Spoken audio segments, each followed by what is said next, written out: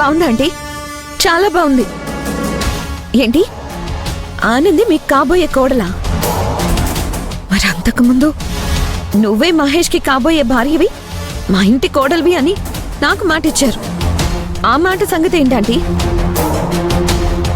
అసలు మీ ఉద్దేశం ఏంటి? ఒక పక్క ఆనంది అశ్విన్లు ప్రేమించుకుంటున్నారని తెలిసి కూడా అందరి ముందు మీరిలా చేయడంలో అర్థం ఏంటి? మిత్ర, ఎందుకింత టెన్షన్ పడుతున్నావు? మహేష్ని నేను ప్రేమిస్తున్నానని తనతో డైరెక్ట్గా చెప్పలేక, చెప్తే తనెలా రియాక్ట్ అవుతాడో అర్థం కాక, నా ప్రేమ విషయం మీతో చెప్పుకుంటే మహేష్ నీవాడే అని నాకు మాటిచ్చి ఇప్పుడు మీరే మాట మారిస్తే టెన్షన్ పడకుండా ఎలా ఉంటాను చెప్పండి ఆంటీ. ఏడవకుండా నేను చెప్పేది పూర్తిగా వింటే నేనెందుకలా అన్నానో నీకు అర్థం అవుతుంది. ఆనంది మీదున్న పిచ్చి ప్రేమలో వార్డెన్ చెప్పే మాయ మాటల్లో పడి తల్లిని, నా మాట కూడా వినకుండా ఇంట్లో నుంచి వెళ్ళిపోయాడు. వాడిని తిరిగి నా వైపుకు తిప్పుకోవాలంటే నేను ఏదో ఒకటి చేసి తీరాలనిపించింది.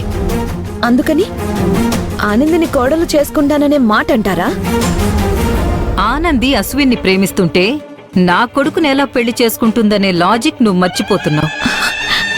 అసలు మీరు చెప్పేది ఏది నాకు అర్థం కావట్లేదండి. ఇందులో అర్థం కాకపోవడానికి ఏముంది?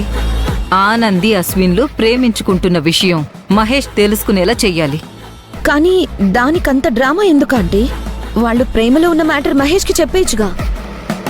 గుళ్ళో నీకంత క్లియర్గా అర్థమయ్యేలా చెప్పినా కూడా మళ్ళీ మొదటికే వస్తున్నావు మిత్ర. ఆనంది అశ్విన్లు ప్రేమలో ఉన్నారని మనం చెప్పినా మహేష్ నమ్మడుగాక నమ్మడు.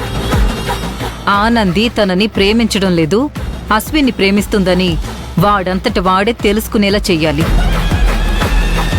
అది జరగాలంటే ఆనందితో నేను క్లోజ్గా మూవ్ అవుతున్నట్టు నటిస్తూ తన నోటితోనే తనే అశ్విన్ని ప్రేమిస్తున్న విషయం మహేష్కి చెప్పేలా చెయ్యాలి.